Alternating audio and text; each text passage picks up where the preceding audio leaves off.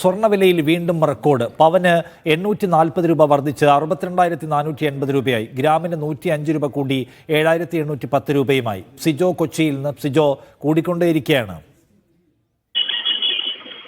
അത് ദിവസങ്ങളായി സ്വർണ്ണവില ഇങ്ങനെ തുടർച്ചയായി കൂടിക്കൊണ്ടിരിക്കുകയാണ്. കഴിഞ്ഞ ഏതാനും ഈ വർഷം തുടങ്ങിയതിനു ശേഷം തന്നെ ഏകദേശം 4,000 രൂപയോളം കൂടിയിട്ടുണ്ടെന്നുള്ളതാണ് കണക്കുകൾ നോക്കുമ്പോൾ വ്യക്തമാകുന്നത്. അതിന് പ്രധാനപ്പെട്ട രണ്ട് കാരണങ്ങളാണ് ഉള്ളത്. ഒന്ന്, അമേരിക്ക സ്വീകരിക്കുന്ന വ്യാപാര നയങ്ങളാണ്.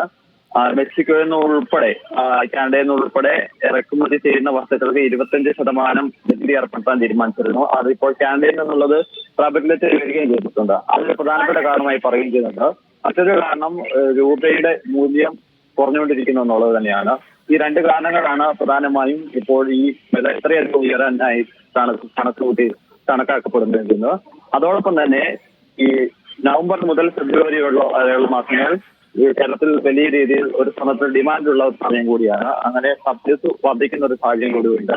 ഇത്തരം കാര്യങ്ങളാണുള്ളത്. എന്തായാലും ഇപ്പോൾ നമുക്ക് 62,480 രൂപയാണ് ഒരു പവൻ എന്ന് പറയുമെങ്കിൽ പോലും ഇതിന്റെ പണിക്കൂലി ഉൾപ്പെടെ വരുമ്പോൾ നമുക്ക് ഒരു പവൻ സ്വർണം കടയിൽ നിന്ന് വാങ്ങണമെങ്കിൽ 68,000 രൂപ നൽകേണ്ടി വരുമെന്നാണ് വ്യാപാരികൾ വ്യക്തമാക്കുന്നത്.